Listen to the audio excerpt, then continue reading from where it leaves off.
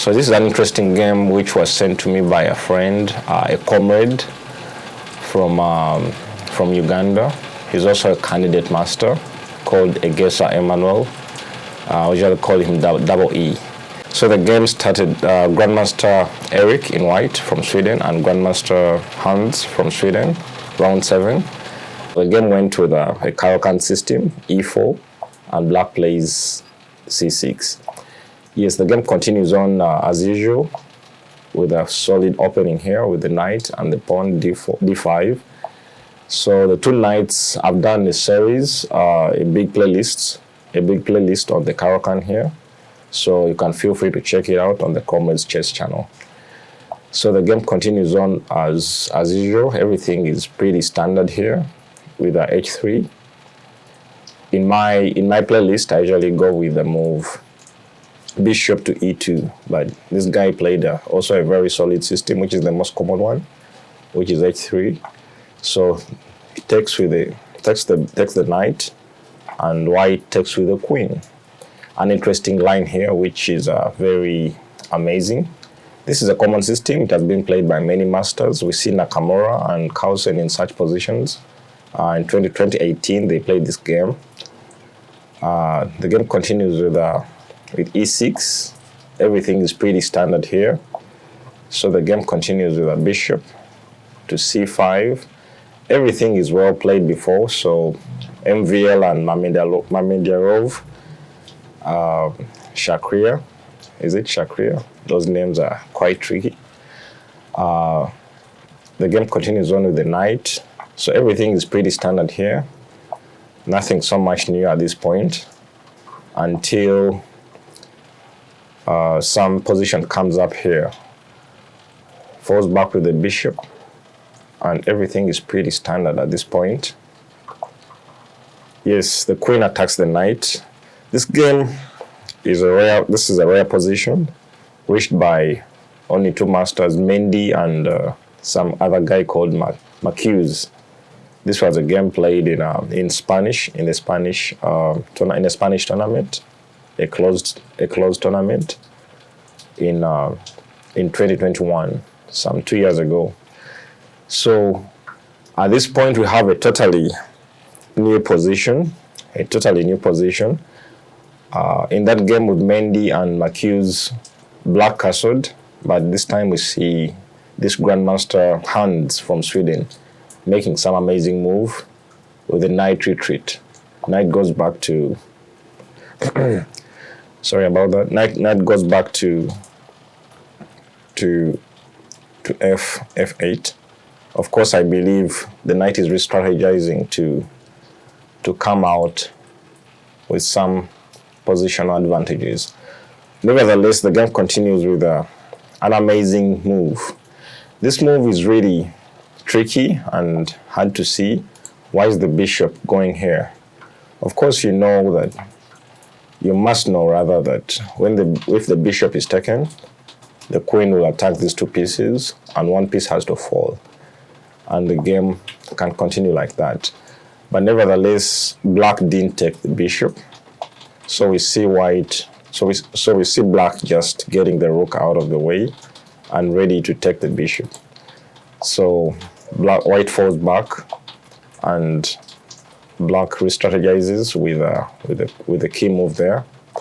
And you may wonder at this point why black didn't take the pawn. That pawn is really not a pretty pawn to take. It may be disastrous for black. Things may get pretty funny if black takes that pawn. And this goes out to all pawn grabbers out there. We have a common pawn grabber here in Uganda called David Mwanguzi. He's a good player. He always grabs pawns that he can take. So this will be disastrous with such a follow-up when the white queen seems to be struggling on space, and that wouldn't be a very nice game. This position seems not to be the best for black, with all these strikes and everything going apart. Okay, so we see black didn't take the pawn. He just went on with with the development here, closing out on the king side, and everything. White still strikes on the queen side, and black has to really watch out. So we see white enjoying the position, putting his pieces into the fight, and white is really dominating on the position here, striking, crushing the queen side, and already disorganized the king side. So everything goes on pretty fine. So at this point, we see white would have put his bishop on g4, putting some strikes on the queen, but he chose to put his bishop on f3. Yes, the game continues.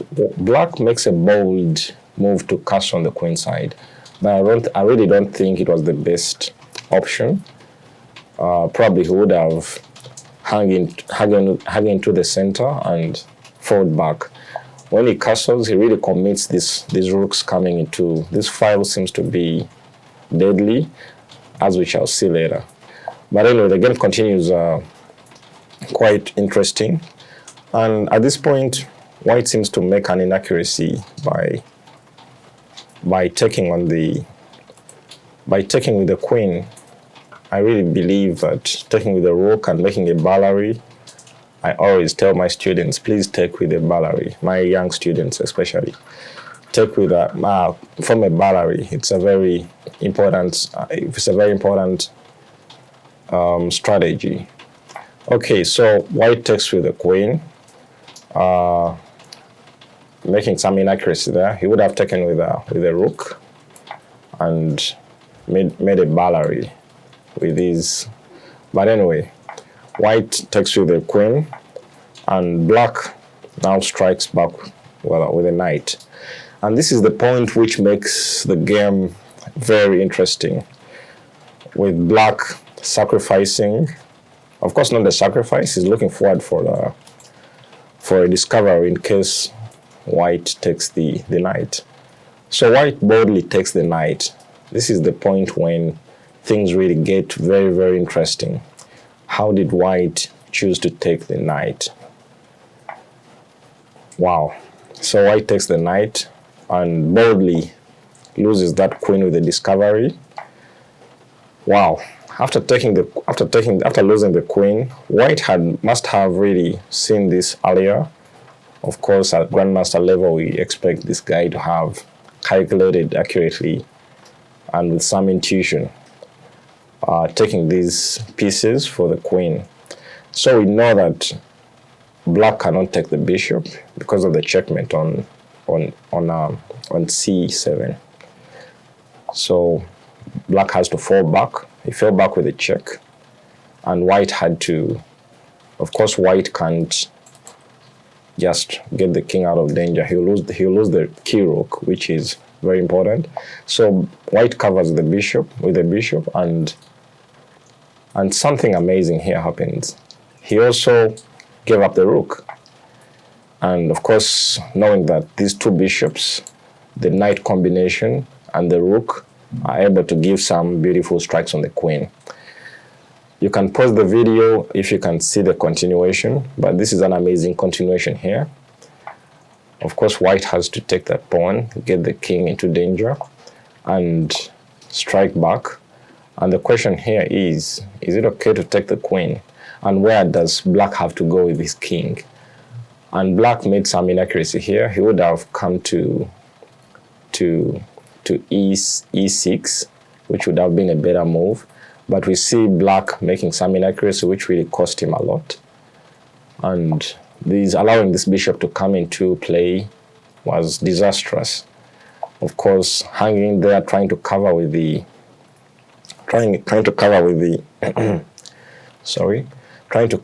rook. Things didn't work out pretty well. Sorry about that. Trying to cover the rook. There are more pins which were put onto the rook. And black tries to get the bishop, but things just got worse. The bishop can just move into safety, and everything is just breaking apart for for black. So the game, black resigned at this point. Much of a burden to come back into this game. Okay, thank you very much.